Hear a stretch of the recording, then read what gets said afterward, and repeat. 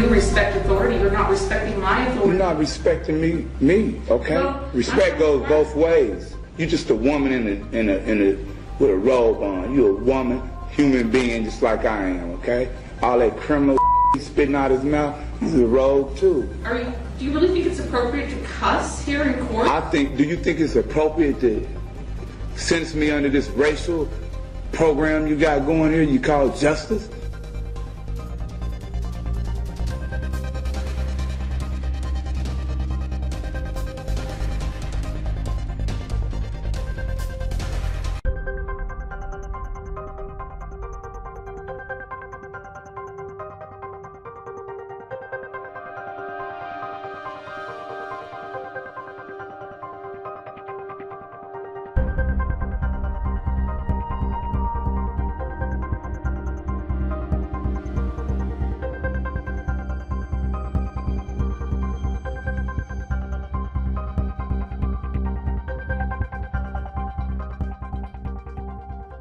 To keep and bear arms in order to shoot our own politicians. We have the right to keep and bear arms to shoot the police, to shoot your local government officials, your state officials, your president, your congressmen, your senators. Yeah. What did you mean by that? I'm simply saying, one of the ways you prevent the misconstruction or abuse of the powers of the Constitution is by letting the people in Washington understand that you are armed. All right, Noble Amir KCL. You complained about discovery. I think I've addressed that. I'm giving you the copies of the indictments, and you said you've never been interviewed. I am sure that Mr. Keesler can give you now a date for you to be interviewed. Objection, ma'am. I do not require the Office of Public Defense or any attorney at law. But you told me that you were complaining that you hadn't been interviewed. No, what I stated was, if he was representation on this case, he has not provided assistance. If he was representation for this case, the assistance is ineffective. Well, my understanding is that Judge Smith has required Mr. Keesler to represent you. Objection. I've addressed this matter with Judge Smith. Judge Smith does not have jurisdiction and could not prove jurisdiction. Therefore, Judge Smith does not have the authority to make any decisions for me. And neither do you. That's the person you're looking for. Please, sir, that is the person. I'm trying to remedy things. Touch me and you will be tried. I'm a peace officer. You want to dishonor a court official? The defendant's on the bailiff's desk. Sir, are you here on behalf of Mr. Thompson? I said I was the administrator for that account. Are you here as agent for him? Could you guys please back up? Thanks. Are you here as agent for him? Not as agent, as administrator, much like you are administrator of this court. Filburn might say that we can get away with in court. Well, I think you have to make your own decision about constitutionality. In normal times, you follow what the Supreme Court law has said, but we don't strike down any of your laws. People sometimes go, the Supreme Court struck. We never strike down your laws, gentlemen. We just ignore them. The issue that is most urgent at the moment is changing the world monetary system, the banking system. And this is a long story, and I know you don't want to spend a lot of time on it, but it is critically important. The banking system that we have is, to put it bluntly, legalized fraud. What should be the proper relationship between a chairman of the Fed and a president of the United States? Well, first of all, the Federal Reserve is an independent agency, and that means basically that there is no other agency of government which can overrule actions that we take. So long as that is in place and there is no evidence that the administration or the Congress or anybody else is requesting that we do things other than what we think is the appropriate thing, then what the relationships are don't frankly matter. The banks aren't owed any of this money at all. They're owed zero, and so it's irrelevant to them. And what they do is keep increasing the amount they claim is owed in the hope that the borrower will keep sending them more and more money, become more and more frightened and intimidated, and that's what they keep doing. They never send her an accounting because they can't. It's impossible. There is no accounting. They're making it all up. Mr. Speaker. There being no further discussion, the clerk will take the roll on the bill.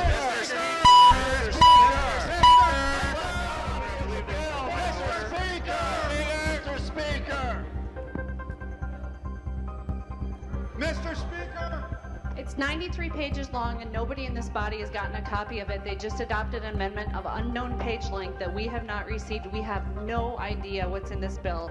What's up, fam? It's your girl Ike here, and I just wanted to do a quick video on, because I know some things that I don't think you guys know. And I want to share it with you because my level of outrage and frustration is at an all-time high. I don't even want to fucking be in this country no more. You understand what I'm saying? I just want to fucking leave.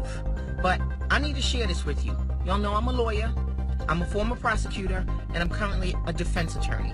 I was a prosecutor in Manhattan, New York City. So let me explain to you, because we are getting a lot of feedback about these grand juries that are not indicting these police officers, and you need to understand something. The first thing you need to understand is that a grand jury presentation is an ex parte proceeding. What does that mean, Ike? Don't talk that lawyer shit. Okay, ex parte means one-sided. That means that there's only one side being presented in the grand jury. There is nothing to controvert or contradict what the prosecutor is putting in the grand jury, unless a defendant chooses to exercise his right to testify in the grand jury. And even then, the defendant is allowed to come in with counsel, but you as an attorney, me as an attorney, when I escort clients into the grand jury, I am not even allowed to fucking speak. Do you hear me? I'm not allowed to say shit. If I want to confer with my client because he might not be sure how to answer a question, we got to step outside and come back in. The grand jury, the entire presentation is controlled, is orchestrated by the prosecutor. The evidence that goes in, the witnesses that go in, how the evidence is presented, the spin. Prosecutors control the grand jury. There's no judicial oversight. Now, that's not till after you got an indictment. There's no judicial oversight about how the case is going to be presented, what witnesses are going to be presented, what charges are going to be presented. All of that is at the exclusive discretion of the prosecutor. Exclusive. If a prosecutor wants to get an indictment, bet your ass they will get it. They will get it, because that saying, it doesn't take anything to indict a ham sandwich, is fucking true. It doesn't take anything, and I'm a former prosecutor. 5 years, I indicted motherfuckers for 5 whole years. Okay? And I'm telling you, it don't take shit to do it. The trials and tribulations of many people accused of criminal offenses are a direct result of not understanding the nature and cause of the accusation. The end result of this lack of knowledge and understanding is that the United States and the states have the largest prison population in the world and execute the most people. Lives and families are destroyed. Family farms are stolen by unscrupulous judges and attorneys. Hard-working folks who have done no wrong have lost their homes and savings and have been reduced to a state of poverty by an encounter with the American system of injustice. The horror stories are limitless. This author believes that this lack of understanding is the result of the dumbing down of America, a part of a scheme devised and orchestrated by foreign and domestic enemies of the people of the United States of America, not the least of which are the American Bar Association and the various state bar associations which sprang from England. These bar associations have concocted a Luciferian scheme, bringing the maritime jurisdiction onto the land, and the scheme undoubtedly includes every member of every bar association up to the dishonorable justices of the Supreme Court. These foreign and domestic enemies of the people of the United States of America are believed by many, including this author, to have schemed for years, at least since the founding of our nation, to establish a total takeover of not only our country, but the entire planet, and to enslave the people in their domestic quest to establish a one-world government or New World Order, created out of the chaos of the destruction of liberty and to be founded upon the ruins of the principles on which our once great nation was established, and with the slave labor supplied by a once free, self-sufficient, and proud people. Yes, Virginia, there is a conspiracy. There is a conspiracy by attorneys to steal everything that you have and to make you a slave.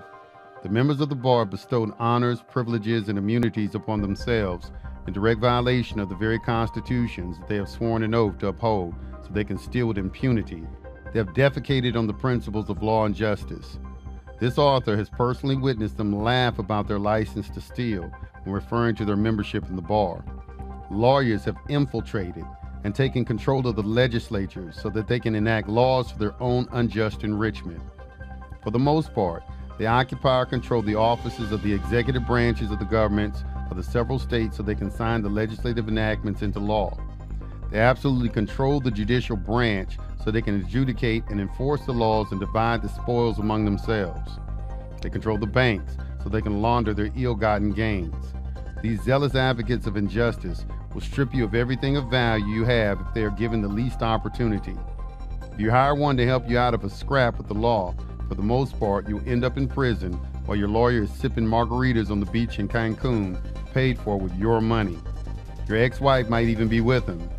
Only if you have as much money as T. Cullen Davis or O.J. Simpson once did, might you be able to buy yourself some justice. The justice these two colorful characters bought for themselves cost them their fortunes, but they evaded imprisonment and possible execution for a price paid in money.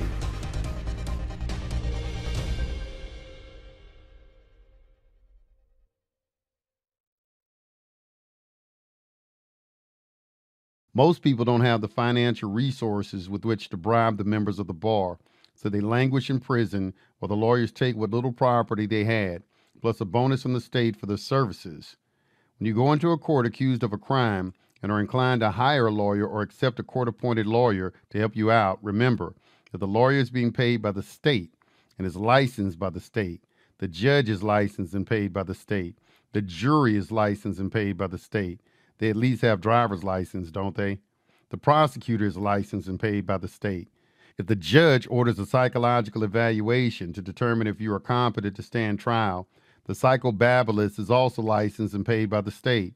The cop that accused you and will testify against you is licensed and paid by the state.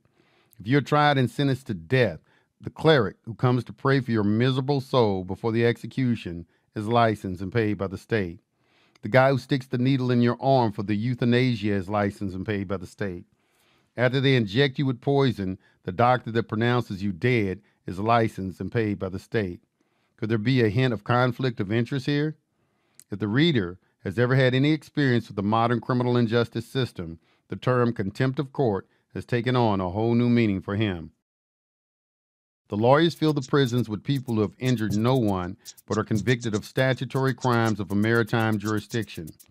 Prisons are filled with people whose only crime was to be in possession of a substance that they, the lawyers, have declared to be illegal. Good parents are separated from their children for attempting to discipline them or because of a divorce. Fathers are in prison because they cannot pay the court-ordered child support. It is blatantly imprisonment for debt. People are in prison for exercising their presumed right to keep and bear arms. People are routinely thrown in jail for non-jailable traffic offenses, and the Supreme Court in Atwater v. City of Lago Vista, number 99-1408, April 24, 2001, has said it's okay. People are jailed every day for such heinous offenses as not wearing a seatbelt or not paying a motor vehicle registration fee. America, the land of the slave and the home of the free, has more people in prison or more people on death row than any other country in the world, and new prisons are being built every day. And in order to keep these new prisons filled beyond capacity, the various lawyer-controlled legislatures are busy enacting more and more new statutory maritime crimes. Mr. Speaker. There being no further discussion, the clerk will take the roll on the bill.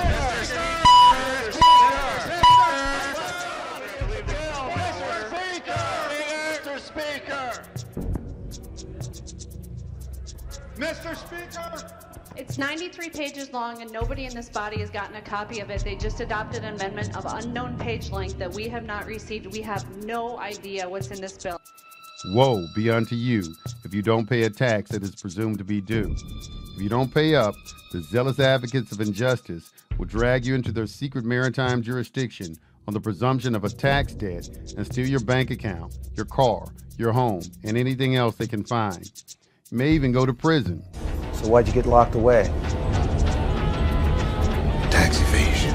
If you resist too much or know too much, they will send their minions, the police, to assassinate you in broad daylight with impunity. The lawyers protect their obedient minions.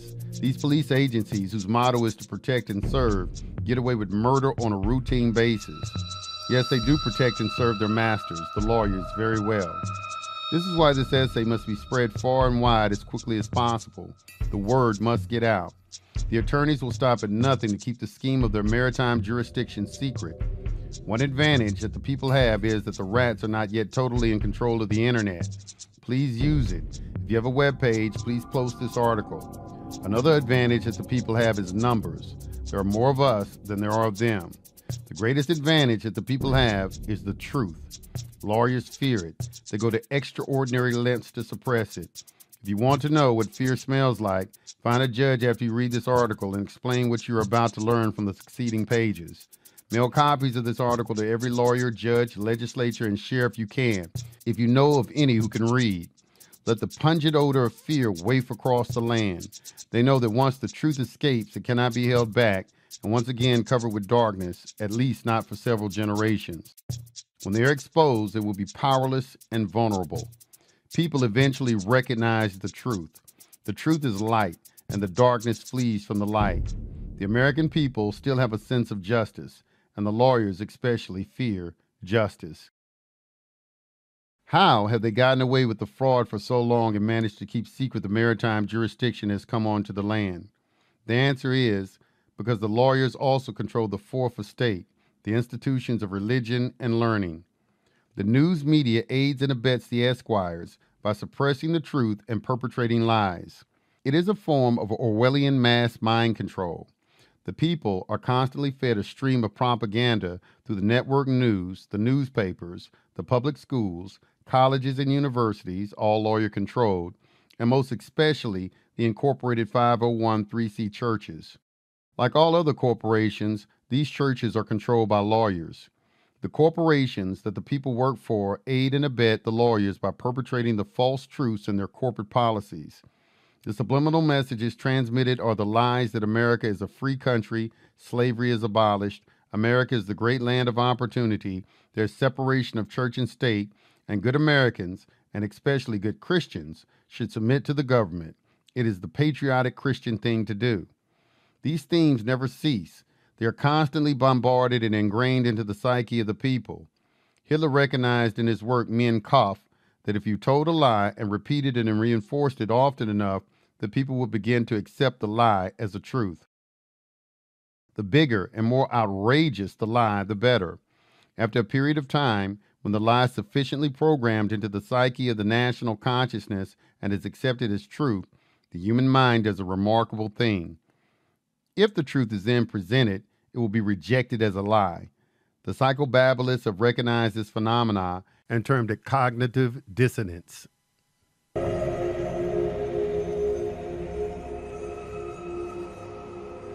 The most insidious threat to our basic freedoms, such as freedom of mind and freedom of speech, is a little-known phenomenon known as mind control. Mind control is the shaping of a person's attitudes, beliefs and personality without the person's knowledge or consent. The only way to protect yourself from mind control is to understand how it functions. In this video I will try to explain how governments and many other institutions and companies use mind control on you.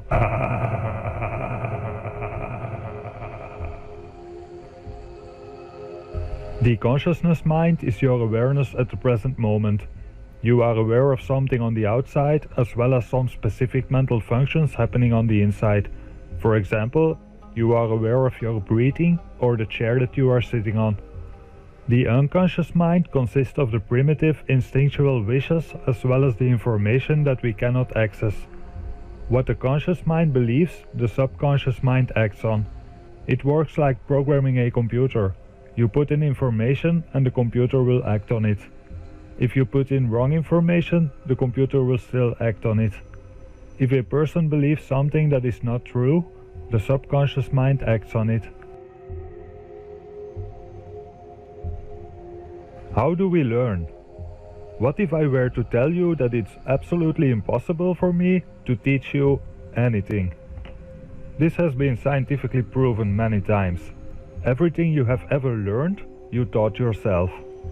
People have shown you things, people have given you information, but it was your application of that information whereby then you taught yourself.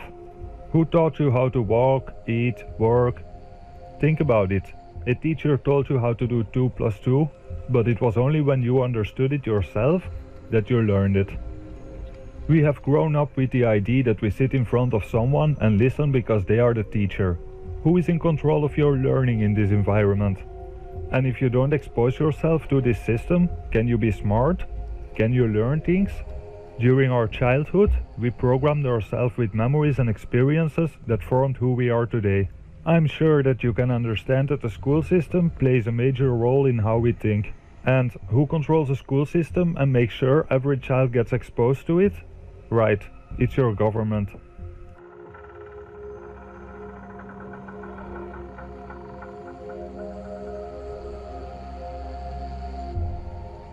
Cognitive dissonance makes the mind automatically reject information that is not in line with previously accepted thoughts and beliefs. Many of the things that people believe are never questioned, especially if the information comes from a reliable source. People can be led to believe something that is not true if the information is carefully timed and presented by an accepted and respected authority.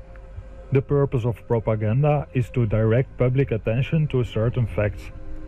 The principles of propaganda are the same principles of mind control, hypnotic suggestion, mental programming, distraction, and repetition. Distraction focuses the attention of the conscious mind on one or more of the 5 senses in order to stop conscious thinking. This induces a state of mind that is similar to daydreaming. Think about watching television, losing all sense of time and place, staring at a screen. When you stop conscious thinking and your mind goes blank, this is the hypnotic state of mind. It's something that occurs naturally, but can also be induced by clever manipulation. Think of the times you have seen flashing words on TV. These are a distraction for your eyes to lock onto in order to induce hypnosis. Any repeating light or sound pattern can lead you into a hypnotic state. A television screen appears static but actually flickers. The flicker rates can bring you into a hypnotic state of mind. A hypnotist repeats the same things with the same intonation to induce this state of mind in his subject. A hypnotist repeats the same things with the same intonation to induce this state of mind in his subject. A hypnotist repeats the same things with the same intonation to induce this state of mind in his subject. It is in this state of mind that someone is the most receptive to mental programming. Whether or not the subject accepts the information depends on 2 things: trust in the source of the information and repetition. Trust in the source of the information induces acceptance of the information as true, even if it is not understood. Repetition embeds the information into the subconscious so that when the subject gets the same information presented at a later time, it will be seen as true.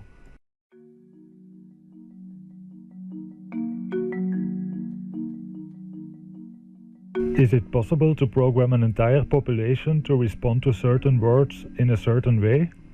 The result of such programming would be a population that is highly suggestible. A newsreader uses the same kind of speech as a hypnotist. The eye contact made with the viewer is also used by the hypnotist. With selective use of different camera angles and video cuts, it's simple to distort the meaning of what someone says. For example, adding in a picture or an emotional expression. We are being bombarded by news articles about terrorism, full of horrible pictures and stories. Think about the word terrorism. How does it make you feel? If you trust the media, then every time they repeat this word, it will grow this feeling in your unconscious mind. You might not believe it the first time, but because they keep repeating it, eventually you see it as an absolute truth.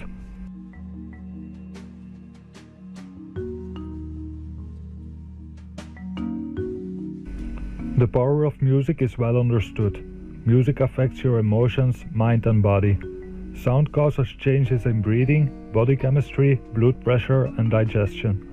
Fast music will speed up the nervous system, while slow music will slow it down. Even sounds that cannot be heard affect you.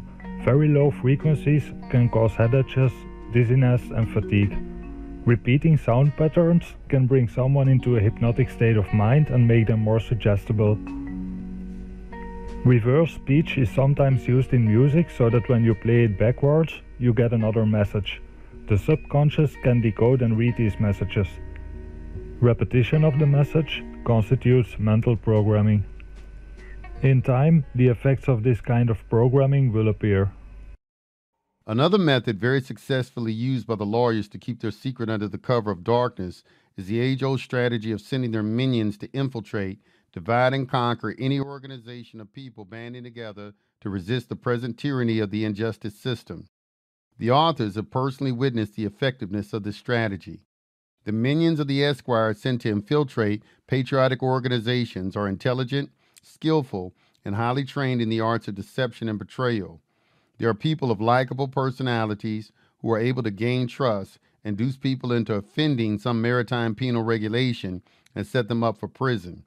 The most active or successful patriots are the ones on the top of the list to be targeted. They must be beaten into submission or neutralized, sometimes with extreme prejudice. Witness the fate of Gordon Kahl. Warm greetings to one and all. Welcome to part 1 of American Heroes, the Montana Freemen. Today, very few people know much about the Montana Freemen, and for those who may have heard something about them, they only know the story as it has been filtered by the establishment media. The official story, articles which parrot the same thing, populate the internet. Most people only know what they've been told. Do your own internet research, and what you're going to see, you're going to find headlines and articles using terms like armed and dangerous, white supremacists, militia, domestic terrorists. There have been books written about the Montana Freemen. You'll also find several attempts to tell their story via videos from third parties who have studied them.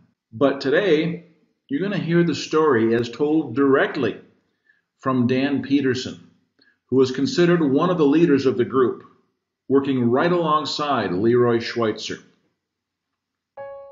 Let's start with the Gordon Kahl story. Kahl was a poor farmer in South Dakota. He had no money to speak of, didn't even make enough to meet the threshold of being required to file. He was poor. He didn't file for many years, and he was never bothered by anyone. He wasn't required to file. He didn't make enough money. One day, after not filing for about 9 years, because he wasn't required to, he went on a radio show, and he stirred up a hornet's nest. The radio station started getting more calls than they ever had from people saying they agreed with Kahl. He's right. They weren't going to file anymore either. And these calls kept coming and coming and coming. He really stirred it up, and that did it. He was now a target. The feds went after him. Long story short, they put him in prison for a time. He did his time, and he got out and went back to his life. End of story, right? No. The feds weren't satisfied. They summoned him again to court for another attack, more harassment, more intimidation. And he basically told them to take a hike. He ignored the summons. Didn't show up to court. That was his crime. One thing led to another in a story which reads like a very dark and gruesome horror story from Stalin's communist Russia. After being successful in evading intensive tracking and surveillance, he was snitched on and the feds caught up with him. Now, did they arrest him, put him back in jail again? Would be logical, right? No, they didn't do that. This is what happened.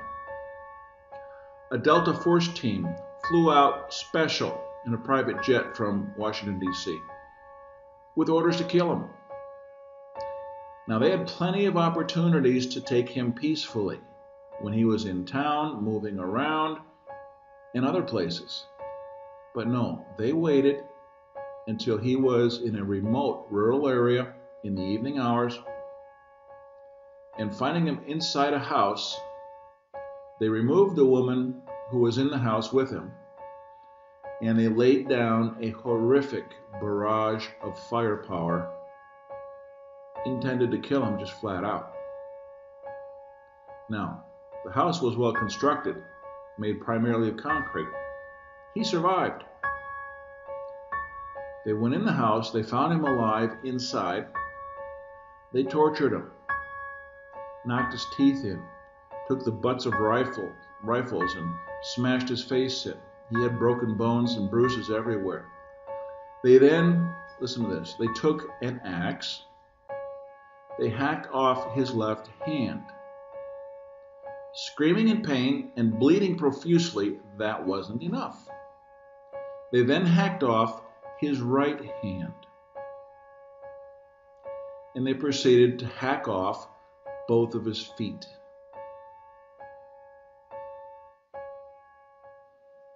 That wasn't enough. They then put a bullet in his head from close range. A local deputy sheriff was given the honor of removing the bullet from Gordon Kahl's head as a souvenir. To cover their tracks, they tried to burn the place down, but due to the fact of its concrete structure, they didn't do a real good job at that. The corpse, identified as being Gordon Kahl's, was missing teeth, hands, and feet, had a bullet hole in the head without a bullet, and was extensively covered with tissue bruises and fractured bones. It was very shocking and disgusting, as some of the local people who saw the photographs of Gordon Kahl's charred remains, which were taken by the coroner, they reported a stark and terrified look on his charred face. He had died in extreme terror, screaming violently from the pain. And the feds had gotten their man. Some of these infiltrators are undoubtedly honest people that have run afoul of a maritime penal regulation and have caved in to the pressure put on them by lawyers and their minions to inform on others in order to avoid incarceration. Some do it purely for money. Others are agents of the lawyers who travel the Patriot Circuit, holding seminars and disseminating false information and surefire remedies guaranteed to be the proverbial magic bullets. Many good people have lost their property and liberty pursuing these false remedies sold by patriots for profit who are paid by the attorneys to lie and then double dip into their victim's pocket by selling the false information. And then there are other patriots holding seminars who truly believe that they have the answer and end up in jail after an attempt to apply their own theory. It is understandable how one can fall victim to a false patriot for profit scheme. Your authors have been victims of some of these schemes. People that run afoul of the American system of injustice are so desperate for some relief that they become easy targets of opportunity. Live and learn. The age-old warning of caveat emptor should be applied to this instant article. Do your own research and check it out. Education, however it is obtained, is usually expensive. Hopefully, most folks learn by their mistakes. But the dawn is near, the sun is rising. The path traveled by those seeking the truth of the fraud has been a long and arduous journey. It passes through a jungle growing over the hollow remnants of many small businesses, the ruins of family farms, the shells of homes once occupied by close-knit families, and passes by dead bodies and graves marking the way. The path to truth has been filled with stumbling blocks, seemingly insurmountable, and many forks lead to false trails. Many who have started down the path have found the journey so difficult that they have turned back. Others, more determined and of a stronger character, have perished along the way. A great debt is owed to those who have blazed the trail before us and marked at least part of the way, marked false trails and removed some of the stumbling blocks. Without the knowledge that they have gained to be built upon, your authors would have never discovered what they have. This article is not the work of any one man. It is the accumulated work of many. It is the culmination of many pieces of a giant puzzle that have been assembled with divine intervention. The authors sincerely believe that the timing of this revelation of fraud is key to the timetable of the Creator. His plan for the destiny of mankind and the universe has existed from the beginning, and the plan is nearing the final stages of execution. The lawyers are soon to suffer the woes described in the Gospel of Matthew chapter 23. The secular judges are soon to be judged by the judge of the universe. How can they defend themselves? You may be assured that most of all, they live in fear of their own judgment before the supreme judge. They are responsible for their own actions as observed by one jurist in the case of Robin versus Hardaway, 1 Jefferson 109, 1 Am. Juris 2D 14. A legislature must not obstruct our obedience to him, from whose punishment they cannot protect us.